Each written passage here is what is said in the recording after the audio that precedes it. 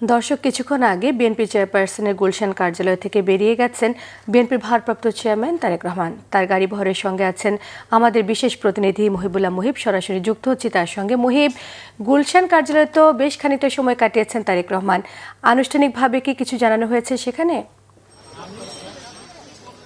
সময় আপনি নিশ্চয়ই জানেন যে দীর্ঘ 17 বছর নির্বাসিত জীবনের পর তিনি দেশে ফিরলেন তারেক রহমান। তিনি বিএনপির ভারপ্রাপ্ত চেয়ারম্যান এবং 3 দিন কিন্তু তার খুব ব্যস্ত সময় কেটেছে।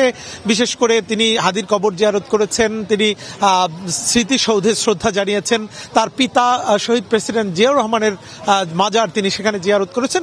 সব মিলিয়ে তার কিন্তু খুব ব্যস্ত সময় গিয়েছে। কিন্তু আজকে প্রথমবারের মতো বিএনপির চেয়ারপারসনের যে কার্যালয়টি রয়েছে সেখানে তিনি অফিস করলেন এবং এই যে অফিস করা, এটিকে ঘিরে কিন্তু নেতাকর্মীদের মধ্যে ব্যাপক উৎসাহ, উদ্দীপনা এবং আনন্দ আমরা লক্ষ্য করেছি। এবং ঠিক 1:30 থেকে রাত 10:28 কিন্তু তিনি এই কার্যালয়টি ত্যাগ করেছেন, অর্থাৎ কিছুক্ষণ আগে তিনি এই কার্যালয় থেকে বেরিয়ে গেছেন। ইতিমধ্যেই তিনি সাংগঠনিক কাজের পাশাপাশি দলীয় কর্মসূচি নির্ধারণে বেশ কিছু সিদ্ধান্ত গ্রহণ করেছেন।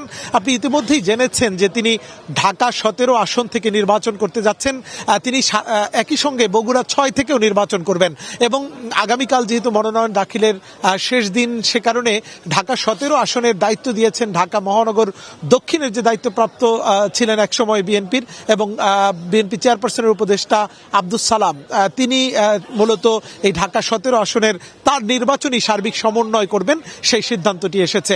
আমরা যেটি জেনেছি, আজকে তিনি অর্থাৎ খুব দ্রুত সময়ের মধ্যে জুলাই আন্দোলনে যারা শাহাদাত বরণ করেছেন এরকম বেশ কয়েকজন শহীদের কবর জিয়ারত করবেন।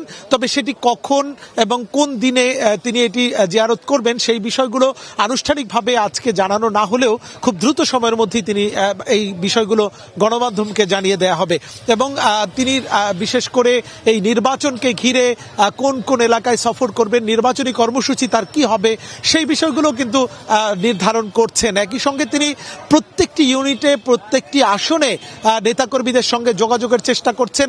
বেশ কিছু বাংলাদেশ নিয়ে তার যে প্ল্যান, তার যে পরিকল্পনা, অর্থাৎ দেশের উন্নয়ন এবং অগ্রগতির জন্য তার যেসব পরিকল্পনা রয়েছে সেই পরিকল্পনাগুলো বাস্তবায়ন কোন প্রক্রিয়ায় করা যায় সেসব জিনিস নিয়ে কিন্তু তিনি কথা বলছেন। আমরা দেখেছি যে সারাদিন তার সঙ্গে সাক্ষাৎ করতে এসেছেন বিএনপির অনেক সিনিয়র নেতা, বিশেষ করে বিএনপির স্থায়ী কমিটির সদস্য থেকে শুরু করে অন্যান্য অঙ্গ সহযোগী সংগঠনের যারা শীর্ষ নেতা রয়েছেন তারাও কিন্তু এসেছেন। আমরা দেখেছি দুপুর থেকে নেতাকর্মীদের কিন্তু উৎসুক নেতাকর্মীদের কিন্তু এখানে ঢল আমরা লক্ষ্য করেছি এবং তার গাড়ি বহরের সঙ্গে এই নেতাকর্মীরা কিন্তু ছুটে গেছেন সেই প্রিয় নেতাকে এক নজর দেখার জন্য।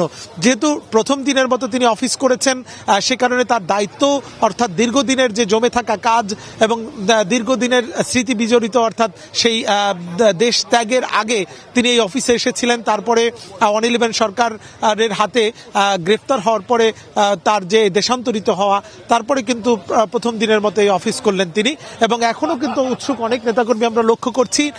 যদিও তারেক রহমান এই অফিস ত্যাগ করেছেন, তারপরেও নেতাকর্মীরা এখনো রয়ে গেছেন এখানে অনেকেই। তো আমরা ছিলাম এবং পরবর্তীতে আমরা তার যে সফর সূচি এবং কর্মসূচি সেগুলো জানলে আবারও আমি জানিয়ে দেব। সোমা। মুহিব, আপনাকে অসংখ্য ধন্যবাদ। দর্শক জানাচ্ছিলেন আমাদের বিশেষ প্রতিনিধি মুহিবুল্লাহ মুহিব, তিনি ছিলেন বিএনপি চেয়ারপারসনের গুলশান কার্যালয়ে।